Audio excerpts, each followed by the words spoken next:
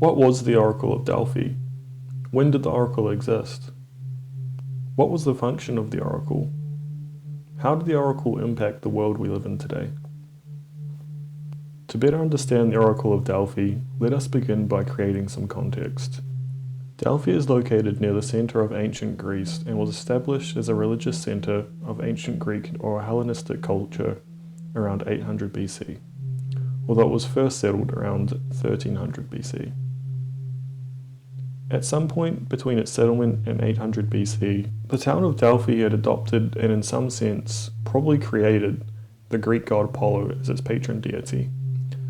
The practice of a city-state taking on a patron deity was very common in the ancient world, with some notable contemporary examples being Athens' Athena, Olympia's Zeus, and the much earlier city of Ur's Nana. Delphi was unique, however, in that its main function was that of a religious sanctuary, with the settlement being auxiliary, whereas almost all other city-states were primarily population centers, with religion being but a feature, albeit an important one.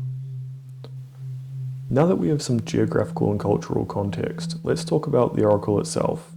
The truth is, there was no oracle, at least not how it's presented in popular media today. Rather, there was the Pythia, Greek for priestess, of Apollo, which resided in the temple complex at Delphi. Important individuals and representatives of societies would make something parallel to a pilgrimage, bring offerings to the god Apollo. In exchange, the Pythia would make a prophecy or answer a question, although often in a cryptic manner. And that brings us to our next topic, making prophecies. It's not known for sure what the ritual process of the Pythia was, as ancient authors don't write in a purely objective manner and are not known to fact-check their information. Therefore, the accounts we do have are conflicting.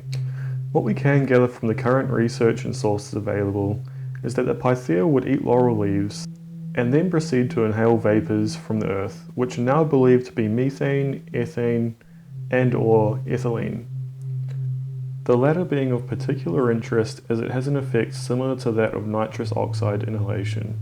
Once the Pythia entered an altered state, she would answer questions and make prophecies in the name of Apollo. Some notable visits to the Oracle of Delphi are Alexander of Macedon, otherwise known as Alexander the Great, who visited Delphi before his conquest of Persia or Asia Minor. Plutarch writes, "The oracle said to Alexander, 'You are invincible, my son.'" Next, a friend of Socrates was told by the oracle that Socrates was the wisest man in Athens. Socrates spent the rest of his life in the pursuit of truths, trying to prove the oracle wrong. Much later, around 117 AD, Hadrian visited the oracle who correctly prophesied that he would become emperor. I can state fairly comfortably that the oracles of Delphi have had a profound impact on the world that we live in today. Their prophecies, predictions, and statements directed the actions of Greek and later Roman elites. These actions changed the foundations of many beliefs and institutions we have today. This includes modern Western philosophy via Socrates, the joining of Central Asia and Europe via the conquests of Alexander the Great, and the subsequent spread of Hellenistic culture, among much else. Anyways, thanks for watching the video. Please like and subscribe if you enjoyed it, and take care.